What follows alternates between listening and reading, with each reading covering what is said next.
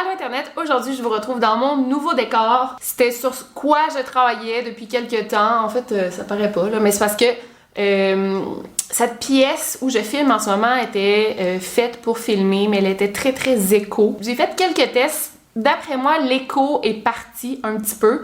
C'est sûr que éventuellement, je vais mettre comme des coussinets là, pour enlever l'écho, pour que le son soit meilleur, mais plus je vais meubler ma pièce, mieux ça va être, j'imagine. Je sais que mon décor n'est pas très creepy, comme vous me disiez des idées, genre des papiers de policier et tout, mais je pense que ça représente bien ma chaîne, ça représente bien le nombre de livres que je lis pour mes vidéos. Je voulais quelque chose de sérieux, assez sobre. Je voulais pas nécessairement quelque chose qui faisait peur, je voulais quelque chose qui me représentait et je pense que ce décor me représente bien. Aussi, un petit avertissement avant de commencer cette histoire de meurtre.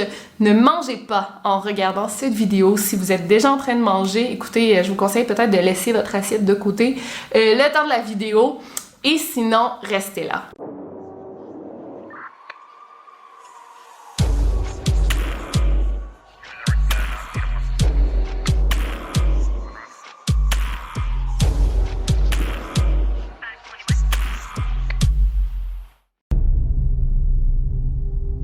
Alors aujourd'hui, je vais vous parler de Catherine Knight, née en Australie dans la ville de Aberdeen. Elle est née en 1953, la même journée que sa sœur jumelle, sa sœur jumelle s'appelait Joy. Catherine a eu une enfance plutôt difficile. En fait, elle se serait fait abuser sexuellement par plusieurs membres de sa famille, dont ses frères, ses oncles et ses cousins. Et en même temps, elle se faisait battre par ses deux parents. En 1969, l'un des oncles de Catherine, dont elle était très proche, est décédé, il s'est suicidé. Et ça l'a grandement affecté Catherine. Après la mort de son oncle, elle a affirmé pendant longtemps que le fantôme de son oncle Oscar la visitait. À l'école secondaire, Catherine était une adolescente plutôt solitaire et elle faisait vraiment rire d'elle constamment par ses compagnons de classe. C'était une étudiante très sage, vraiment aimée par ses professeurs, mais à l'âge de 15 ans, elle a abandonné l'école pour aller travailler dans une usine de vêtements. En prenant de l'expérience, elle a réussi à se dénicher son emploi de rêve, ok, c'est vraiment le pire emploi, de travailler dans un abattoir et elle était en charge de désosser la viande. Catherine était très bonne dans son travail. Étrangement, elle aimait beaucoup tuer les animaux. Et elle traînait toujours ses couteaux de boucher avec elle parce qu'elle disait qu'elle ne savait jamais le moment où elle en aurait besoin. Et comme je vous dis, le fait de tuer des animaux, c'était vraiment son passe-temps. Elle aimait beaucoup aller à la chasse, à la pêche. Et après, avec les carcasses, les os, les cornes et la fourrure des animaux, elle gardait ça chez elle à la maison. À l'âge de 20 ans, Catherine est tombée amoureuse de l'un de ses collègues de travail, David Kellett, avec qui elle s'entendait très bien. Les deux allaient toujours boire de la bière ensemble et éventuellement, ils sont tombés amoureux.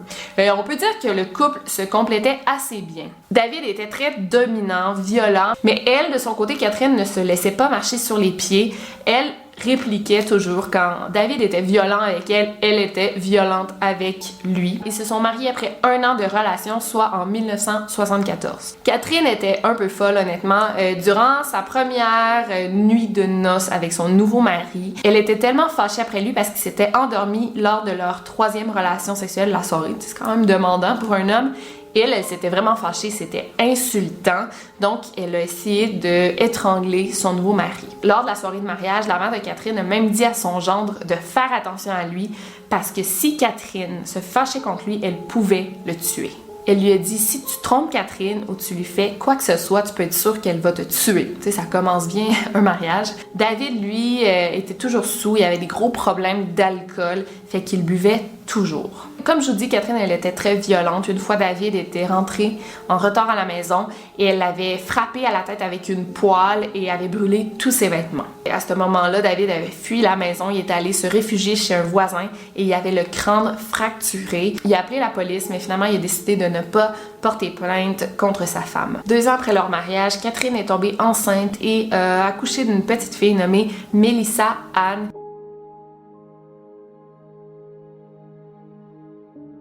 Et quand le bébé est né, David a décidé d'abandonner sa famille et s'est enfui de la ville, là, il est parti. Et suite à ça, Catherine a fait une grosse dépression postnatale et suite à ça, elle a dû être internée dans un hôpital psychiatrique pendant quelques semaines. Après quelques semaines, les médecins voyaient une certaine amélioration de la condition de Catherine. En sortant de l'hôpital, elle a re-eu son bébé et la même journée, elle est allée abandonner son bébé sur un chemin de fer. Et quelques minutes avant que le train arrive, il y a un voisin qui a vu le bébé abandonné et il a pu le secourir à temps. Donc c'est vraiment fou. Quand on a retrouvé la mère du bébé, on a réinterné Catherine à l'hôpital pendant quelques jours en disant que sa dépression n'était pas guérie, mais pas longtemps, là, encore juste quelques jours.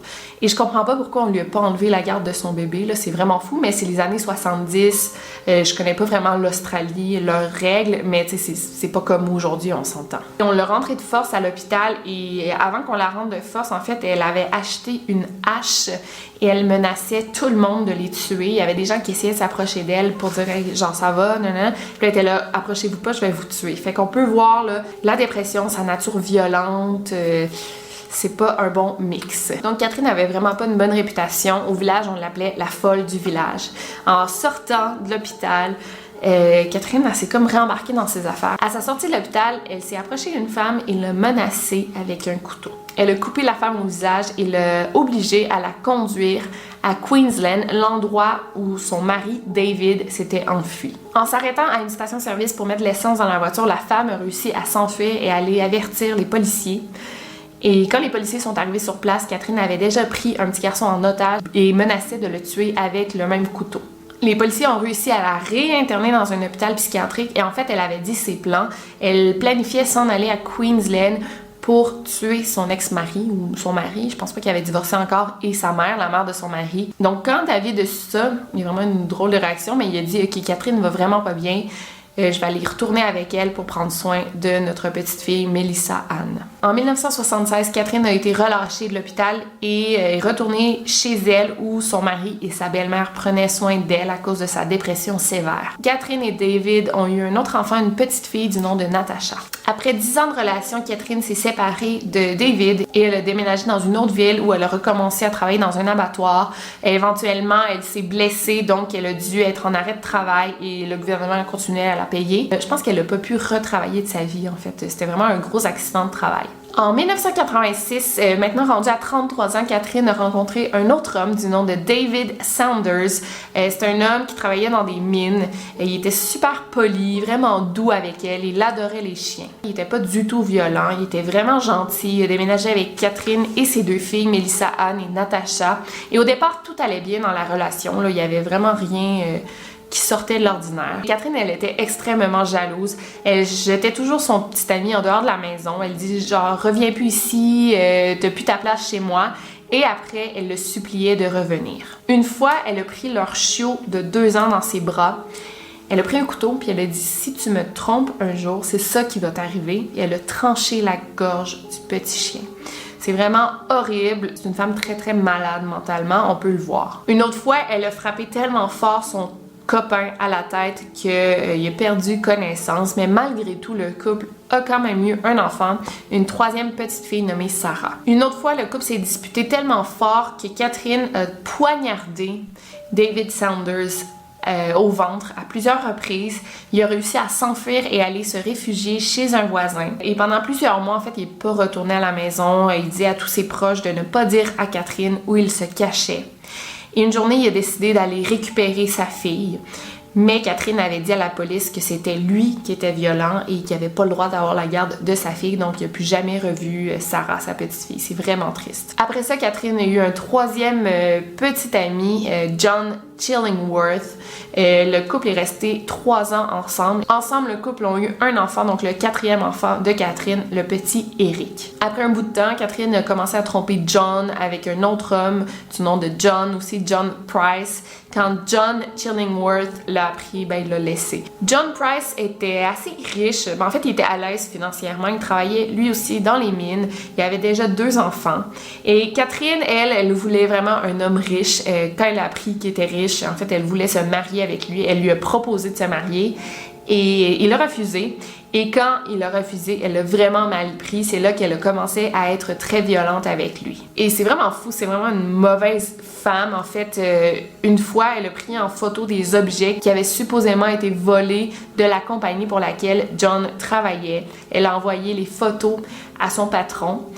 Et quand le patron il a vu ces photos, il a renvoyé John alors que ça faisait plus de 17 ans qu'il travaillait là.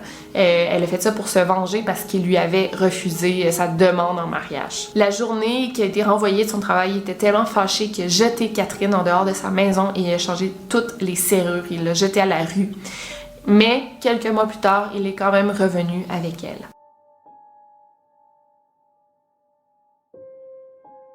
Malheureusement, les disputes dans le couple ont recommencé et ont escaladé en violence. Une fois, Catherine était tellement fâchée qu'elle a poignardé John à la poitrine. C'est là qu'il l'a jeté dehors en mettant fin à leur relation. Le 29 février 2000, John a obtenu un restraining order contre Catherine et contre ses enfants à lui pour pas qu'elle ne s'approche de lui. Je pense qu'il sentait que quelque chose venait. Il savait que Catherine était violente. D'ailleurs, il a dit à ses collègues de travail, si demain je rentre pas de travailler, ça veut dire que Catherine me fait du mal. En rentrant à la maison, il s'est rendu compte que ses enfants étaient pas là. Catherine avait envoyé ses enfants à lui chez des amis pour passer la soirée. Mais étrangement, Catherine n'était pas à la maison. Mais en tout cas, il a dû sentir qu'il y avait de quoi de louche. Mais il a dit, OK, mes enfants sont chez leurs amis. Je resterai pas ici ce soir tout seul. Donc, il a passé la soirée chez des amis, chez des voisins. Et il est rentré se coucher à 23h. Pendant la nuit, Catherine a réussi à rentrer chez John. Elle a pris sa douche. Ils ont eu une relation sexuelle. Et lui, il s'est endormi par la suite. Le lendemain matin, quand John ne s'est pas présenté au travail, et en plus, il avait déjà mis en garde ses collègues que peut-être que Catherine pourrait lui faire du mal, ils se sont tout de suite inquiétés et ont su que quelque chose clochait. Ils sont allés à la maison de John et ils ont vu que sa voiture était stationnée devant la maison. Et il y avait déjà un voisin, lui aussi inquiet, qui cognait à la fenêtre de la chambre de John, mais malheureusement, il n'avait aucune réponse. Quand ils ont vu des traces de sang sur la porte d'entrée, ils ont alerté la police. La police est arrivée à 8h du matin chez John et ils ont décidé d'entrer par force chez lui. Catherine était couchée, inconsciente, et elle avait pris beaucoup de pilules. On a aussi retrouvé le corps de John. Catherine l'avait poignardé à 37 reprises avec un couteau de boucher pendant qu'il dormait. John avait essayé de s'enfuir, mais Catherine le chassait à travers la maison. Elle a réussi à le rattraper, mais malheureusement, John est mort au bout de son sang. Catherine avait tout enlevé la peau de John et l'avait accroché à un crochet comme un animal. Elle lui a ensuite coupé la tête et a cuisiné plusieurs parties de son corps. Elle avait fait plusieurs assiettes différentes, des parties du corps de John qui avaient des carottes, des zucchini, des patates, comme elle avait fait un plat. Elle avait fait comme un genre de mijoté, là, un stew. Elle l'avait placé dans des assiettes et avait écrit le nom des enfants de John.